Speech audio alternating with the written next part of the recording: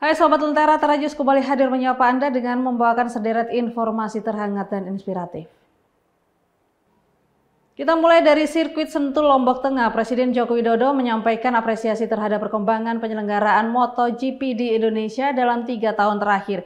Apresiasi tersebut disampaikan Kepala Negara usai menyaksikan langsung ajang balap motor dunia Pertamina Grand Prix of Indonesia 2024 di sirkuit internasional Pertamina Mandalika, Kabupaten Lombok Tengah.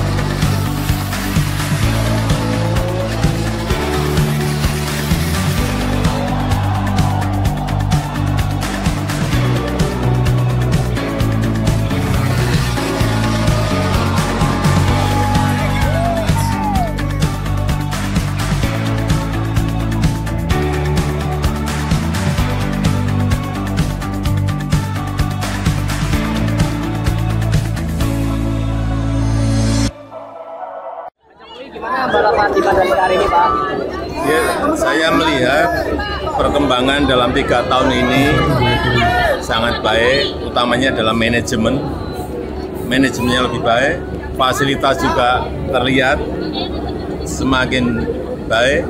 Yang ketiga, untuk kru saya senang, 3.000 kru yang ada di sini semuanya berasal dari NTB, itu yang saya senang. Harapannya untuk penyelenggaraan di tahun-tahun berikutnya seperti apa? Ya, saya kira yang masih kurang kita evaluasi, perbaiki, yang masih kurang evaluasi, perbaiki, dikoreksi, perbaiki. Saya kira. Tapi dari komentar tadi, ya Bang, ya, Emilio tadi menyampaikan, dari Dorna menyampaikan penyelenggaraan kita memang berbeda, sangat baik, ada national anthem dan ada tarian yang juga sangat baik. Ya, itu aja. Kita ke berita selanjutnya. Aksi pencurian menyasar tempat karaoke di Kota Madiun. Sejumlah alat elektronik raib digondol pelaku. Untuk saat ini pihak kepolisian sedang melakukan penyidikan terkait kasus ini.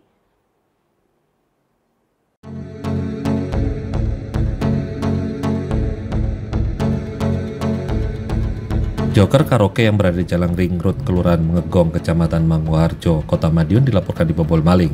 Tim Inafis Satreskrim Polres Madiun Kota melakukan olah tempat kejadian perkara. Diketahui pelaku sempat merusak CCTV yang berada di luar ruangan. Kejadian tersebut diketahui saat karyawan akan membuka Joker karaoke sekitar pukul 7 malam. Diduga pelaku masuk setelah merusak gembok pintu harmonika yang menuju hall Joker karaoke. Jumlah barang elektronik yang hilang diantaranya alat DJ, mixer audio, mixer lighting, proyektor, serta sejumlah modem dan server CCTV. Dugaan sementara pelaku beraksi di atas pukul 2 Sabtu dini hari, usai seluruh karyawan pulang.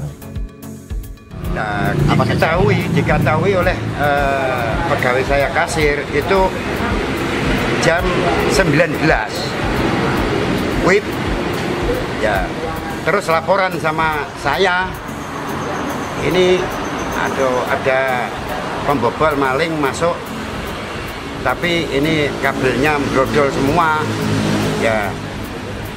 Terus tidak lama lagi saya mendatangkan teman-teman saya sini untuk ngecek.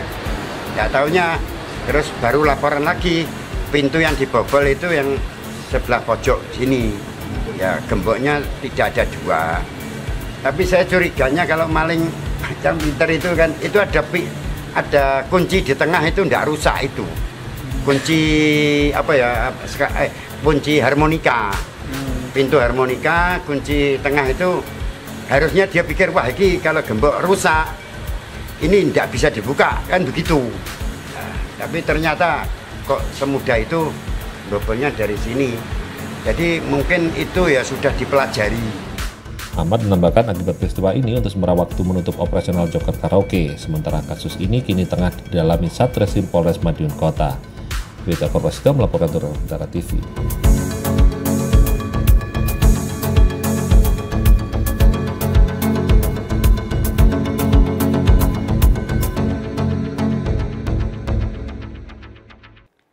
Sesaat lagi kita akan membahas tentang keuntungan penggunaan teknologi AI di smartphone. Jadi tetap bersama kami di Tera News.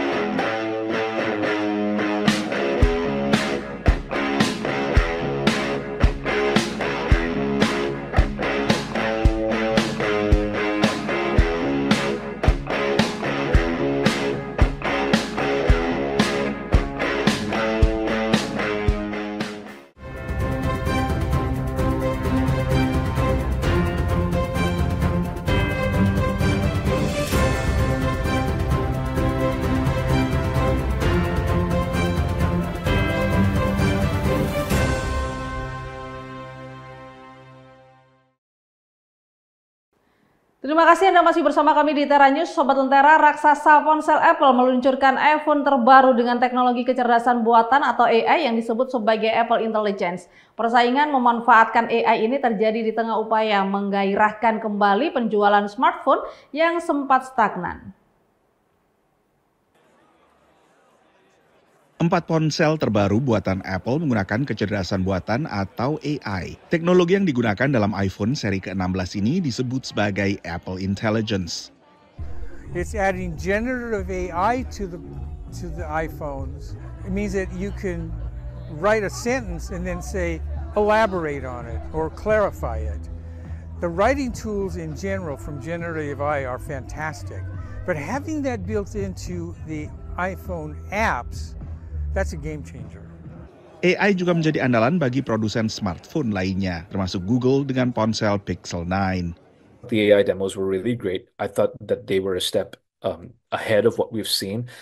It wasn't gigantically innovative. It wasn't like a big wow moment, but it was kind of a natural evolution of how we're going to use AI. Pemanfaatan AI juga tampak dalam ponsel-ponsel terbaru buatan produsen Tiongkok yang belakangan semakin kompetitif di pasar global, termasuk Honor yang dulu anak perusahaan Huawei. Menurut data dari konsultan International Data Corporation, penjualan ponsel meningkat 4 kuartal berturut-turut setelah sempat stagnan karena banyak warga semakin lama mempertahankan ponsel mereka dan tidak membeli ponsel baru.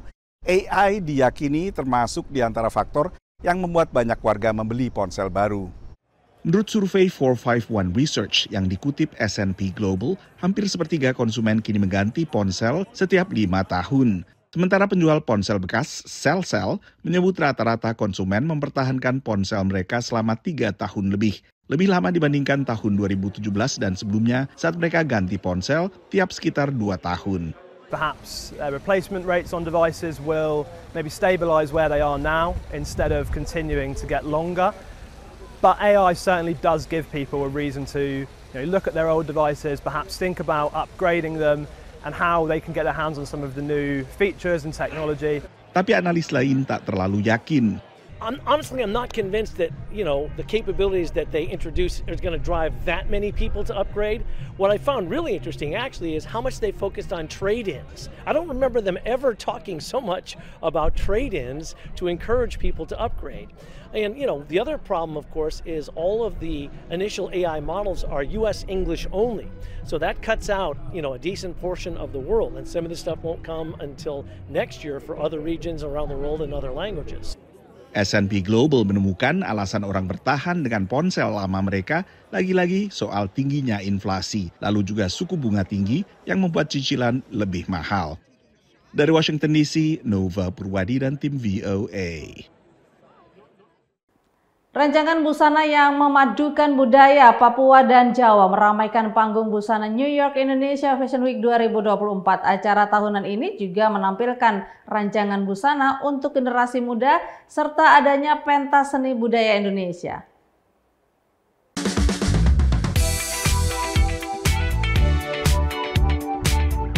New York Indonesian Fashion Week kembali hadir di Manhattan, New York. Pagelaran fashion yang menampilkan rancangan karya-karya busana desainer Indonesia ini dibuka dengan pagelaran Tari Kembalikan Balikku dan kelompok Angklung Anbaya dari Indonesia. Kebetulan kita diberikan kesempatan untuk tampil di New York Indonesian Fashion Week. Komunitas tari, sanggar tari Kembalikan Balikku, dan mereka tadi menarikan satu tari klasik yaitu Lekong Asem. Dihadiri oleh sekitar 70 tamu dari komunitas fashion dan juga diaspora Indonesia, fashion show yang diwarnai acara budaya ini menghadirkan sejumlah desainer yang pernah tampil pada tahun-tahun sebelumnya. Desainer asal Papua, Dr. Rosa Rumaseu, menampilkan karya kain Papua dengan warna pastel cerah. Sementara, desainer muda Michelle Liu menggelar party street fashion yang cocok dipakai anak-anak muda generasi now. Desainer asal Bandung, Zubarka by Benz, memadukan desain elegan dengan warna gemerlap pencorak pop art. Dan keanggunan kombinasi tradisi budaya Jawa dengan sentuhan desain modern muncul dari kreasi desainer asal Solo, Joko SSP. Saya bikin konsep baju itu adalah The Legend of Rama Sinta. Tapi di sini saya mengambil tokoh itu tadi dalam pewayangan, ada unsur pastra, cinde itu tadi yang warna merah, terus dengan aplikasi bergilgin itu tadi, itu adalah baju-baju biasanya keraton. I think it's extraordinary. It has so many details. I got to wear this beautiful robe, and I've never seen these great pieces before.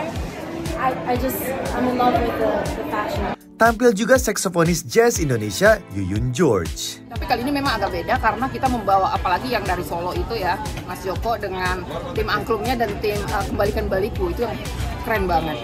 Dan desainer kita juga keren-keren semua, baju-bajunya tuh keren sekali ya. Bangga juga ya, bangga sebagai orang Indonesia yang ada di sini. Senang banget. Naratama, Meraja Prameswari, dan Gendira Pratama, VOA New York. Dan informasi dari New York tadi mengakhiri Tera News saat ini. Anda dapat saksikan kembali tayangan saat ini di YouTube channel kami, Lentera TV Media, dan website kami, lentera.tv. Saya Catherine Ellison, pamit undur diri. Terima kasih dan sampai jumpa.